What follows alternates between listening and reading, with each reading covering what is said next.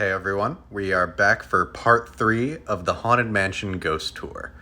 And we're kind of sticking with a similar theme to the last episode, and I'll show you why in just a moment. But first, a little context. So, last we left off in our tour, we had been greeted by the ghost host in the stretching room, shown the grisly ends of the 4 portraits within there as they stretched alongside the room, and were challenged to find our way out of a room with no windows and no doors. Of course, if you've been on the ride, you know that after the host has had his fun with us, he lets us out through his own secret way. After this, what happens actually depends on which coast of the US you're on. Namely, what I mean by that is, in one version of the ride, you immediately after that board the doom buggies and proceed on.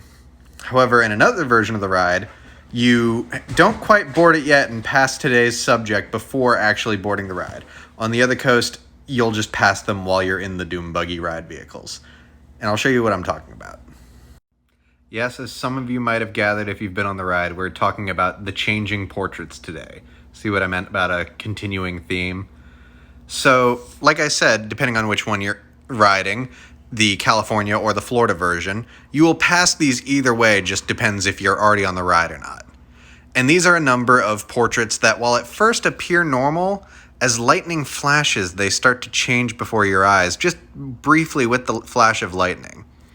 Now, this one, as this art might indicate, shows that some of them were meant to take a more gradual change that wasn't always implemented in the final version, but I still love including them anyway because I like the art that was created for them.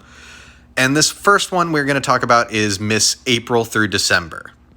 As you can see up here, it starts off as a young, beautiful woman posing for a portrait, but as the painting changes, you see the months and years tick away until she's an old woman.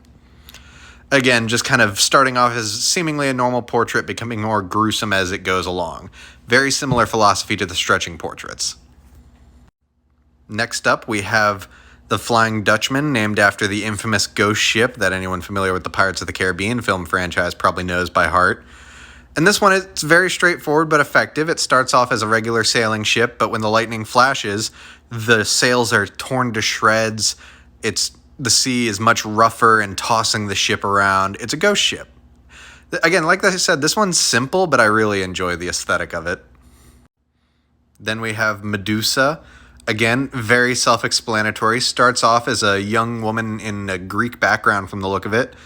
And then when the lightning flashes, she turns to a stone gorgon with snakes for hair and all of that. This one definitely works on the shock value of the lightning flashing and changing it so immediately. And I love the simple effect of it. Then, of course, we have the Black Prince, or the Black Knight. Again, very straightforward. Starts off as a very rageful-looking knight rearing back on a horse with a sword in the air.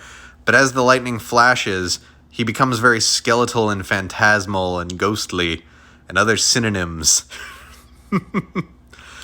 But I love the aesthetic of this ghostly Black Knight. In fact, that's a theme that might come into play later. Who knows? So next up we have the Cat Lady, or the Werecat as she's sometimes called. And I like this picture especially because it really lets you see the sort of scrim effect that goes into making the illusion of the portrait changing with the lightning flash. But yeah, this one's, again, pretty straightforward.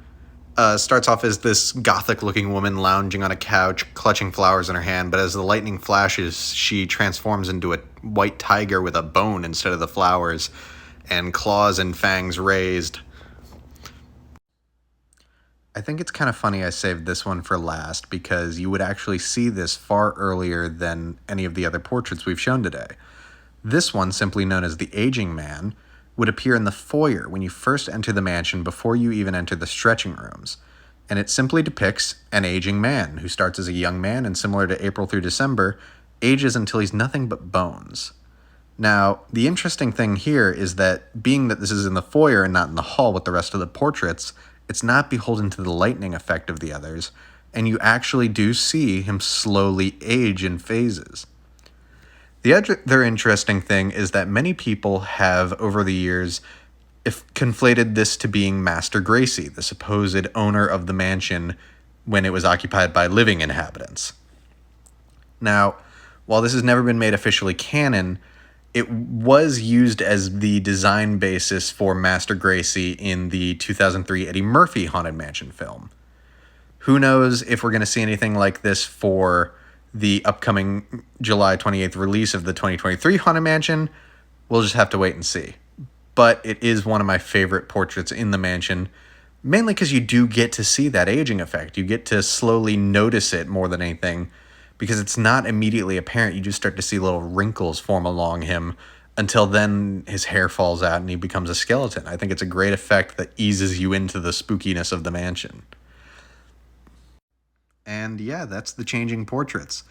Now, I hope y'all enjoyed this section of the Haunted Mansion Ghost Tour, and I hope you join us next time. Although for now I do want to make an announcement that I do not think I'm going to be here daily like I have been so far due to the 4th of July weekend.